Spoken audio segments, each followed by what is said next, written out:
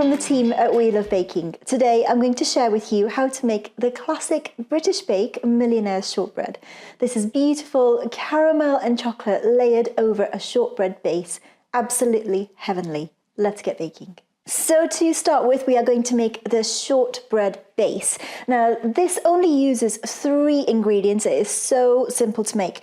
I'm going to use a stand mixer today, but you can do this in a bowl by hand as well. It's just a little bit quicker and easier with a stand mixer.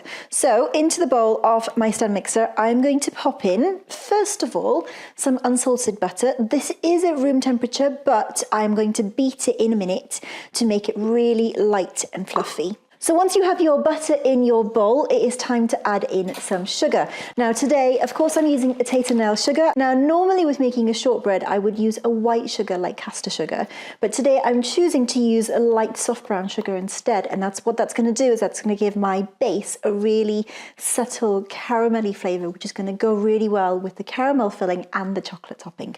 So my soft brown sugar is going into my bowl with my butter. I only need 50 grams. So I'm just going to weigh that straight out into my bowl. There we go. That is my 50 grams all weighed out. We're going to set that aside because we're going to use that for our caramel in a minute. So once you have your butter and sugar in your bowl, it's time to beat them up. Now this is going into my stand mixer. You can use an electric hand mixer for this as well. That works perfectly well. I'm just being a bit lazy. So into here, I'm going to beat this for a few minutes until my butter and sugar is all really well combined and it goes really pale and fluffy as well. So once your butter and sugar has gone really soft and pale, as you can see on my whisk there, I'm going to bring the bowl out to show you now. Because my bowl's really big, it's spread out really far, but you can see how it is quite pale. I'm going to quickly scrape my bowl down. All that's left to be done for me is to add my flour in. This is plain flour and I've already sifted it. So that's going straight in there. And then I'm just going to give this a very quick mix together again, just until it starts to come together before I put it in my tin. So once your mixture has started clumping together, or has clumped together as you can see from my whisk, we're going to stop mixing and we're going to finish it off by hand. Now you can keep mixing it until it all comes together into a ball, but that actually makes it harder, I find, to press it into our tin in a moment. So I'm stopping a little bit early and I'm going to finish it off by hand instead. So all my mixture is almost mixed together. As you can see, there's still a little bit of flour around the edges. So I'm just going to incorporate all those just using my trusty spatula. And then once you have got everything well incorporated, we're going to put it in our tin.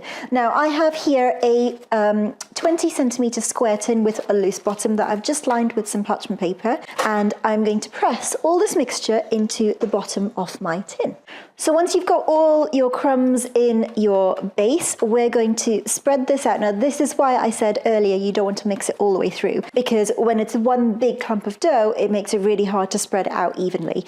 Doing it this way means I can spread all the crumbs out and then compress them down to a flat layer in my tin. So once you have got your base firmly pressed down, a nice even layer in the bottom, we are going to grab a fork and we're going to poke holes all the way through the bottom of this.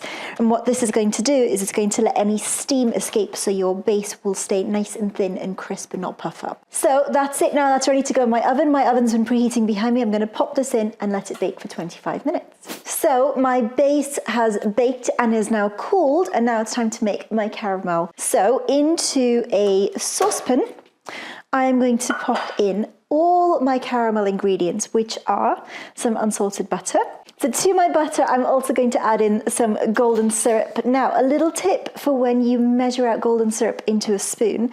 Before you measure it into your spoon, rub some oil into the middle. When you put your golden syrup in, or honey, or any liquid like that, you will see that it will just slip out really, really easily.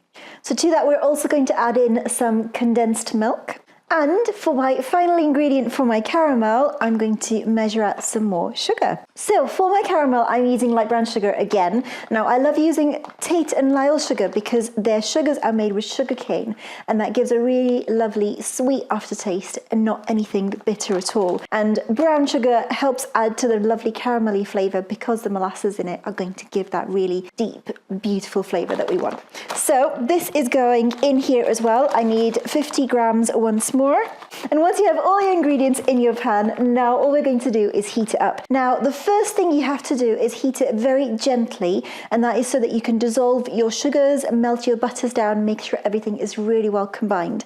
Once it's all combined, we're going to turn the heat up and bring it to a boil, and boil it for between 5 to 7 minutes until it's reached a really lovely thick caramel. So once your caramel is made, it will be beautiful and golden, as you can see. That is perfect. We are going to simply, once it's cooked, leave it to cool for about 30 seconds, just so it's not bubbling and doesn't hurt you. You're going to pour it over your base and then leave it to set. So once you have put all your caramel in, you just want to make sure it's got all the way into the corners, and then this is going to be left to set completely before I put my chocolate layer on top. So now my caramel has set, it is time for my chocolate layer. So to melt my chocolate down, all I'm going to do is pop this in the microwave for 10-second blasts at a time, stirring in between until it is lovely and melted and smooth. And then all that's left to be done is pour it over the top of your caramel and then leave it to set before cutting into pieces and enjoying. And there you have it, Millionaire's shortbread. Hope you've enjoyed this video. Don't forget to hit like, share and subscribe, and do let us know in the comments below if you make these. Thanks for joining me today. Happy baking.